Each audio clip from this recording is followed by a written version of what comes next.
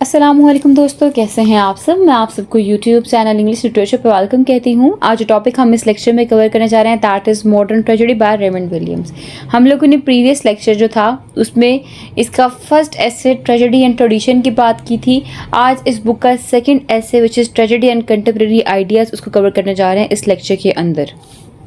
तो टाइम को वेस्ट किए बगैर जो आज का लेक्चर हम करते हैं शुरू। अगेन ये ऐसे भी बहुत इंपॉर्टेंट ऐसे है, लेक्चर को स्टार्ट से एंड तक कंप्लीट देखिएगा ताकि आपके कोई भी इंपॉर्टेंट पॉइंट मिस ना हो जाए। तो first of all what is modern tragedy. Modern tragedy है क्या, आपने 3 पॉइंट याद रखने हैं। वो कौन से हैं? नंबर 1 है इनर स्ट्रगल, नंबर 2 है सोशल कॉन्टेक्स्ट एंड नंबर 3 है कंटेम्प्रेरी सेटिंग। तो जो मॉडर्न ट्रेजेडी होती है ना, उसमें बेसिकली इनर कॉन्फ्लिक्ट और डिस्ट्रक्शन ऑफ इंडिविजुअल दिखाया जाता है। उसमें जो सोशल कॉन्टेक्ट है, जो सोसाइटी है वो रिफ्लेक्ट करती है, सोसाइटी के जो फ्लॉज है वो रिफ्लेक्ट करते हैं। इसके अलावा जो इसमें कंटेम्प्रेरी वर्ल्ड है वो सेटिंग के तौर पे दिखाया जाता है, वो मैटर करता है। क्लियर?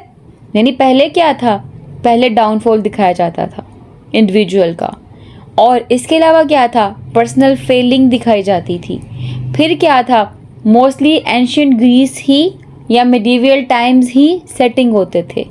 लेकिन इसमें क्या हुआ, मॉडर्न ट्रेजेडी के अंदर क्या है, portrayal of the inner conflict and destruction of the individual.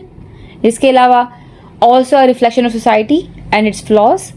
And then इसके अलावा क्या है जी, सेट इन कंटेम्प्रेरी वर्ल्ड, कि कंटेम्प्रेरी यानी कि जो प्रेजेंट वर्ल्ड चल रहा होता है उसके अंदर इसको सेट किया जाता है। क्लियर? तो ये है जी मॉडर्न ट्रेजेडी की। What is modern tragedy? इसमें इनर स्ट्रगल दिखाई जाती है, इसमें सोशल कॉन्टेक्स्ट होता है, इसमें कंटेम्प्रेरी सेटिंग होती है। ये 3 इंपॉर्टेंट पॉइंट थे मॉडर्न ट्रेजेडी को लेकर। इसमें जो टेक्निक यूज़ की जाती है वो आयरनी की टेक्निक है, सिंबलिज्म की टेक्निक है, लैंग्वेज की टेक्निक है।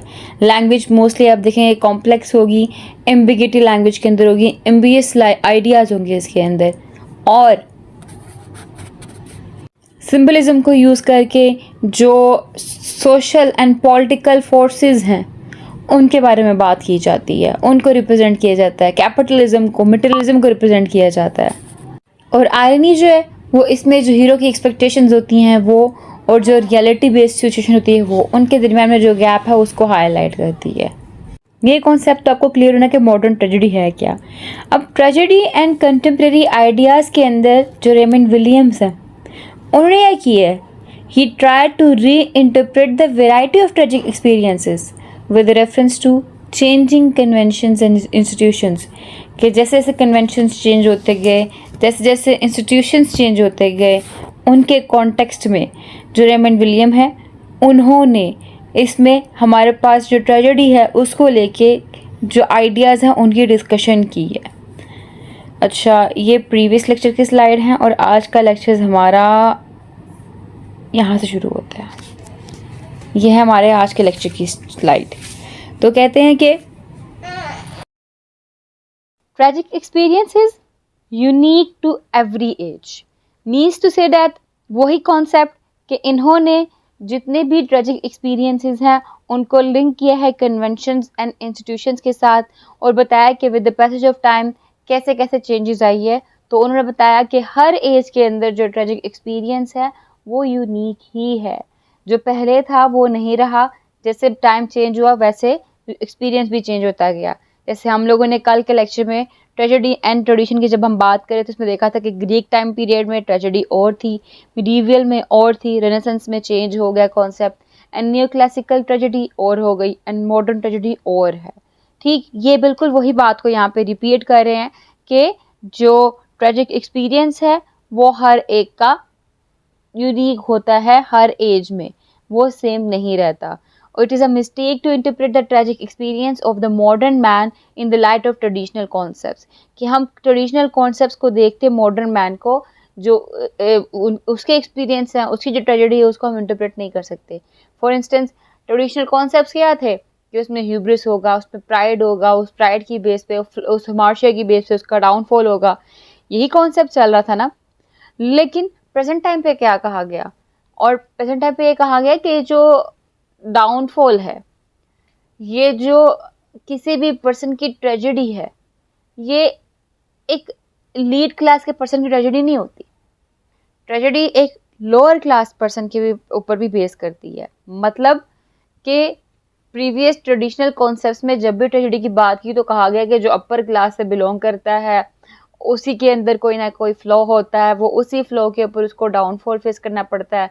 तो वो क्या होता है, हैप्पीनेस से मिजरी की तरफ आता है, ठीक, वो प्रोस्पेरिटी से एडवर्सिटी की तरफ आता है। यही कुछ तो कहा गया। लेकिन इसमें कहा गया कि नहीं, हायर रैंक से बिलोंग करना ज़रूरी नहीं है, वो लोअर रैंक से भी हो, वो कॉमन मैन हो, हर कॉमन मैन की ट्रेजेडी होती है। मतलब मैं भी ट्रेजिक हीरो हूँ, आप भी ट्रेजिक हीरो हैं, हर पर्सन ट्रेजिक हीरो है। और अगर हम ट्रेजेडी की थ्योरी की बात करें तो यहाँ पे कोई भी सिंगल थ्योरी नहीं है ट्रेजेडी की थ्योरी के अगर लेकर चलते हैं हम लोग। क्यों? वो यहाँ पे दो बातें बताते हैं। एक कहते हैं हमारे पास ह्यूमन नेचर जो है वो अनचेंजिंग है। दूसरा कॉन्सेप्ट कहते हैं कि हमारे पास ह्यूमन नेचर जो है वो चेंजिंग है। यानी दो असम्पशंस हमारे पास यहाँ पे आई। पहली कौन सी थी? Unchanging human nature. दूसरी कौन सी है? Changing human nature. फिर वो पहली अनचेंजिंग ह्यूमन नेचर की बात करते हैं, जिसके बारे में वो कहते हैं कि ह्यूमन नेचर अनचेंजिंग है और यूनिवर्सल है। ये कॉन्सेप्ट इज टोटली ऑब्जर्व्ड। कहते हैं ये ऑब्जर्व्ड कॉन्सेप्ट है जो कि ट्रेडिशनली चलता आ रहा है कि ह्यूमन नेचर अनचेंजिंग है और क्या है, यूनिवर्सल है। कहते हैं ये कॉन्सेप्ट ऑब्जर्व्ड है, ऐसा हो ही नहीं सकता। ठीक, इसका मतलब जब ये फर्स्ट असम्पशन की बात करते हैं तो ये उसको सपोर्ट नहीं करते। लेकिन साथ ये सेकंड असम्पशन की बात करते हैं, that human nature is changing. वो कहते हैं ह्यूमन नेचर जो है वो चेंजिंग है। जिस बेस पे, क्या मतलब हुआ, जब ह्यूमन नेचर चेंजिंग है, with the passage of time human nature change होती रहती है, परमानेंट नहीं रहती है, तो इसी बेस पे यहाँ पे कोई भी single universal theory of tragedy हो ही नहीं सकती। यानी what is true today can be false tomorrow. जो आज सच है वो कल झूठ भी हो सकता है। ठीक है, तो अब स्क्रीन पे देखिए जी। कहते हैं tragedy is not a single और permanent fact but a series of conventions and institutions. किस बेस पे? क्योंकि ह्यूमन नेचर ही चेंजिंग है। ठीक है, यानी कि चेंज होती रहती है, फिक्स नहीं है, परमानेंट नहीं है। इसी बेस पे ये क्या है, सीरीज ऑफ कन्वेंशन है। जैसे टाइम गुजरा वैसे ही जो ट्रेजेडी है वो भी चेंज हो जाएगी। फिर the varieties of tragic experiences are to be interpreted by reference to the changing conventions and institutions. अब ह्यूमन नेचर भी चेंज होती है तो कन्वेंशन भी चेंज हो जाते हैं, इंस्टीट्यूशंस भी चेंज हो जाते हैं। और इन्हीं की बेस पे क्या है, ट्रेजिक एक्सपीरियंस को भी देखा जा रहा है। और ट्रेजिक एक्सपीरियंस जो है वो हर एक का सेम नहीं है। एक पर्सन जो हायर रैंक से बिलोंग कर रहा है उसका अलग ट्रेजिक एक्सपीरियंस है, एक पर्सन जो लोअर रैंक से बिलोंग कर रहा है उसका अलग ट्रेजिक एक्सपीरियंस है, एक पुलिस से बिलोंग करता है, ठीक है, उसका अलग। यानी कि डिफरेंट रैंक के पीपल का डिफरेंट जो है ट्रेजिक एक्सपीरियंस है। और जब वो रैंक की बात करते हैं, रैंक के साथ साथ ही वो मार्क्सिस्ट आइडिया को भी प्रमोट करते हैं, यानी haves and have not. Have मतलब जिनके पास पावर है, जो अमीर लोग हैं, हैव नॉट जिनके पास पावर नहीं है, जो गरीब लोग हैं। और इसी के साथ जब वो रैंक की बात कर रहे हैं, रैंक पे एम्फसाइज कर रहे हैं, हैव्स एंड हैव नॉट का कॉन्सेप्ट दे रहे हैं, तो वो इनके भी ट्रेजिक एक्सपीरियंस की बात कर रहे हैं।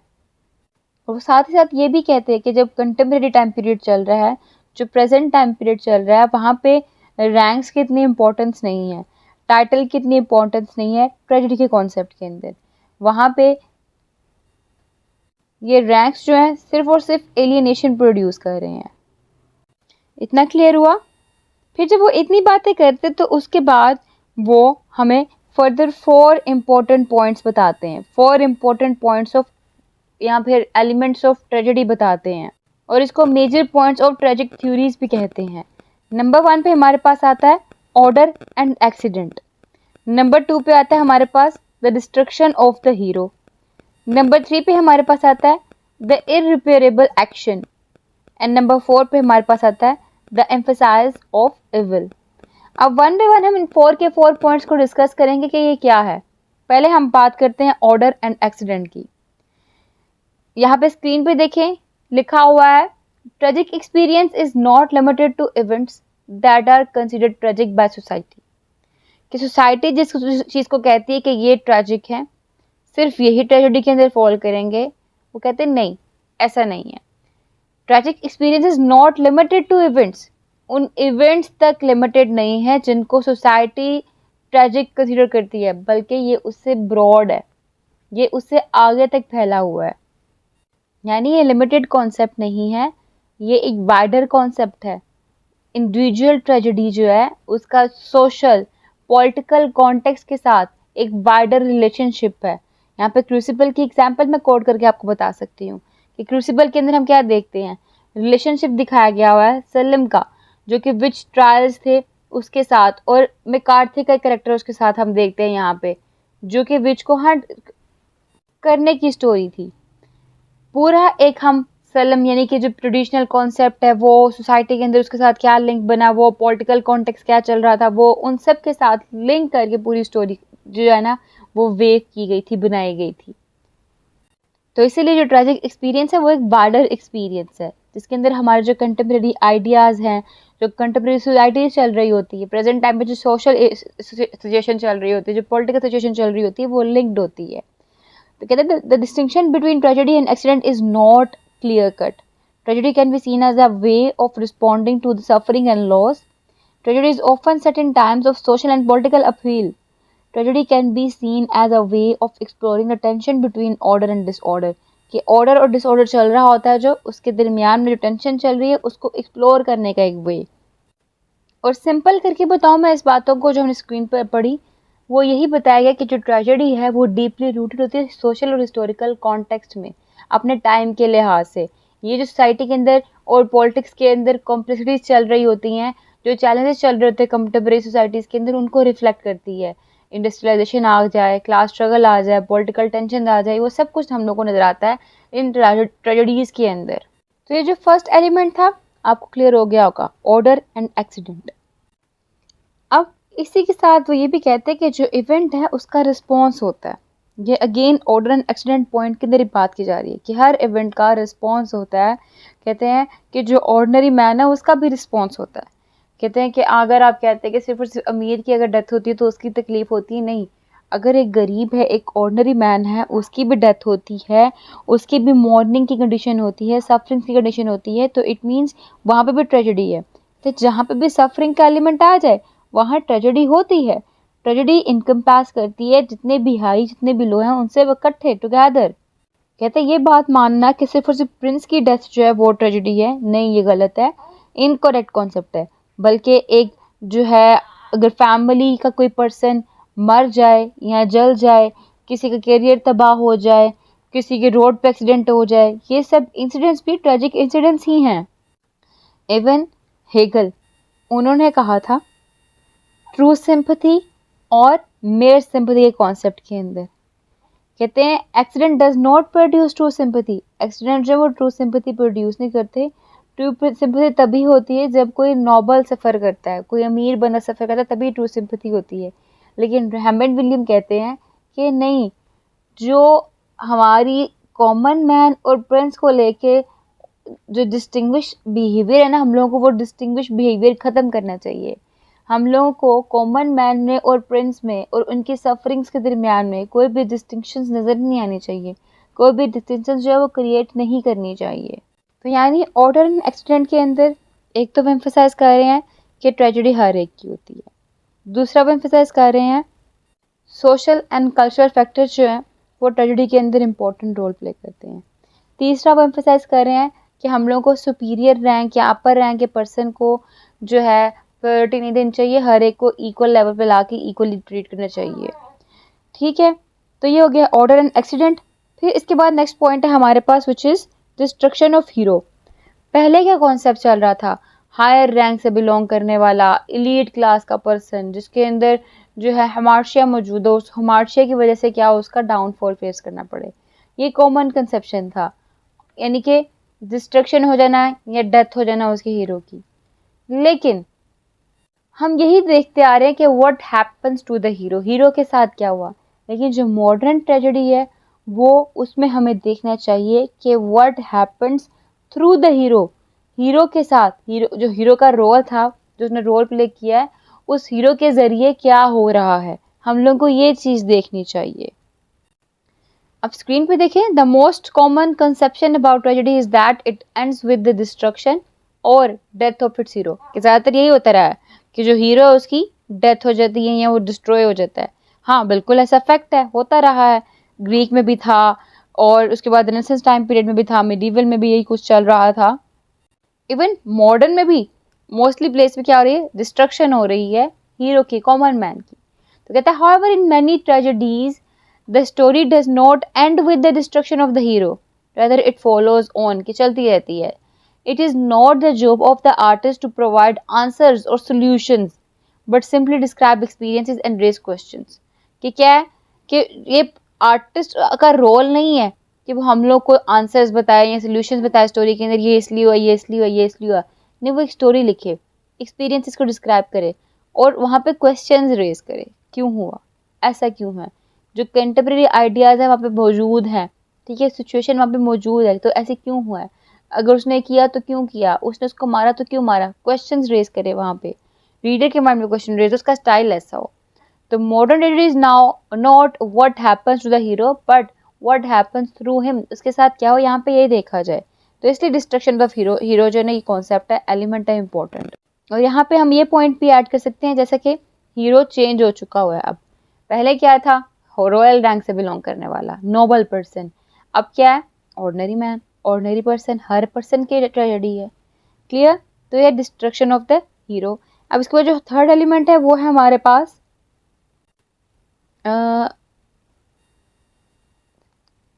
The irreparable action.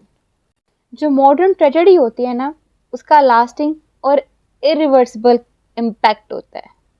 अब हमने जब डिस्ट्रक्शन ऑफ हीरो की बात की थी, जब हमारा सेकंड पॉइंट था, हमने वहाँ पे देखा कि जो मॉडर्न ट्रेजेडी है उसमें ये नहीं कहा देखा जाना चाहिए कि what happens to the hero, देखना चाहिए कि what happens through the hero, कि उसके साथ क्या हो रहा है। अगर हम लोग हीरो पे कंसंट्रेट करेंगे तो अनकॉन्शियसली हमारी इंटेंशन जो है वो इंडिविजुअल की तरफ ही जाएगी, इनकी उसकी तरफ ही जाएगी। लेकिन होता क्या है, जो ट्रेजिक एक्सपीरियंस होते हैं ना, वो इस फैक्ट पे लाइफ लाई करते हैं कि life does not come back, ठीक है, जिंदगी वापस नहीं आने वाली। और काफी सफरिंग के बाद हम जो लाइफ है ना उसके रियल मीनिंग को जान पाते हैं। और वो सफरिंग क्या होता है, फाइनली डेथ। डेथ जो है ना वो रियल मीनिंग देती है लाइफ को, डेथ जो है वो इम्पोर्टेंस देती है लाइफ को। तो death of an individual brings along the whole community in the form of rituals and condolence, जैसे कि एडम बीड में देखा था हम लोगों ने। So tragedy is social and collective and not individual और पर्सनल। ये सोशल होती है, कलेक्टिव होती है, ये पर्सनल या इंडिविजुअलिटी बेस्ड नहीं होती।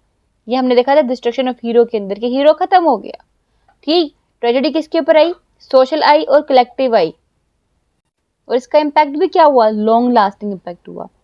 तो इस इरिपेरेबल एक्शन के अंदर रेमंड विलियम यही कहते हैं कि ये लास्टिंग और इरिवर्सिबल इम्पैक्ट रखती है। और जो ट्रेजेडी होती है ना, ये जितने भी विटनेस होते हैं उसको मोटिवेट करती है, इनेबल करती है to see the real meaning of life. Death is a universal character which has a perpetual effect on human soul and makes them to relate their faiths and beliefs with it. In a tragedy, the tragic hero faces an absolute meaning of death and a sense of loneliness. The death of a person is considered an irreparable loss. कि अगर एक person की death होती है वो एक repairable loss होती है, which cause lamentation to the audience and makes them realize a universal principle or a mere personal tragedy. ये तो कॉन्सेप्ट चलता आ रहा है ट्रेजेडी का कि डेथ हो गई, एक पर्सन की डेथ हो गई, उसके ऊपर लेमेंटेशन होगी, उसकी लोनलीनेस होगी, सेंस ऑफ लोनलीनेस क्रिएट हुई, सो ऑन। लेकिन रेमंड विलियम कहते हैं कि नहीं, अगर किसी पर्सन की डेथ हुई तो वो सिंगल पर्सन की डेथ नहीं होती, ठीक, वो इंडिविजुअल लॉस नहीं होता, बल्कि क्या होता है, उसका इम्पैक्ट पूरी सोसाइटी के ऊपर होता है, एज अ होल होता है। तो वो पूरी सोसाइटी के अंदर, लोगों के अंदर, उनकी सराउंडिंग के अंदर, जो भी लोग उससे बिलोंग करते हैं, तो उनके अंदर, उनकी लाइफ के अंदर चेंजिंग लेके आती है। The loneliness of the dead man, blindness of human destiny and the loss of the connection as a result of that are irreparable, कि वो irreparable होता है। यानी वो यही कह रहे हैं कि जब हम ट्रेजेडी देखें तो हमारा फोकस सिर्फ और सिर्फ एक सिंगल मैन की डेथ के ऊपर ना हो, उसकी सफरिंग के ऊपर ना हो, क्योंकि अगर हम अपनी जो फोकस है सिर्फ एक सिंगल मैन की तरफ कर लेंगे तो हम लोग जो लाइफ है, जो पूरी प्रॉपर ट्रेजेडी है, उसकी मीनिंग को अंडरस्टैंड नहीं कर पाएंगे। हम लोग को ट्रेजेडी की मीनिंग को अंडरस्टैंड करना है, तो हम लोग देखें कि वो जो अगर एक सिंगल पर्सन की डेथ हुई है तो उसका एज अ होल पूरी सोसाइटी के ऊपर क्या इम्पैक्ट हो रहा है, क्योंकि उसका कोई ना कोई सोसाइटी के ऊपर तो इम्पैक्ट हुआ है ना, सोसाइटी भी डिस्टर्ब हुई है, सोसाइटी ने भी सफरिंग फेस की है, वो तो मरते मरते दूसरे लोगों की ज़िंदगी के ऊपर भी असर डाल के चला गया है। और हम समझते हैं कि डेथ हो गई तो ट्रेजेडी ख़त्म, हालांकि वहाँ से तो स्टोरी शुरू हो रही होती है मज़ीद, मतलब फर्दर जो है कनेक्शन बना रही होती है, क्योंकि उसने दूसरे करेक्टर्स के ऊपर भी कोई ना कोई इम्पैक्ट डाला होता है, उनको कैसे डिस्ट्रॉयड किया, ये भी तो क्वेश्चन रेज करें माइंड के अंदर। तो इसलिए जो एक्शन है वो इरिपेयरेबल होता है, ठीक है, कि we think of tragedy as what happens to the hero, but ordinary tragic action is what happens through the hero.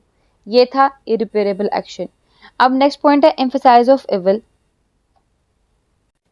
तो रेमंड विलियम कहते हैं जो दो फैक्टर साथ साथ चलते हैं ट्रेजेडी के अंदर, वो इविल एंड गुड का फैक्टर होता है, ये दोनों साइड बाय साइड चल रहे होते हैं, लेकिन इविल जो है वो ज़्यादा पावरफुल होता है। क्यों? इविल जो है वो सोसाइटी को सरेंडर करने पे मजबूर कर देता है, लेकिन ये एक टेम्परेरी फेज होती है, क्योंकि ultimately at the end good victorious होता है, गुड ने जीत जाना होता है। लेकिन यहाँ पे कहते हैं कि जो ट्रेजेडी है वो स्ट्रगल इंडिकेट कर रही होती है, किसके दरमियान में, गुड एंड इविल की एक ऑन गोइंग स्ट्रगल होती है, ठीक है।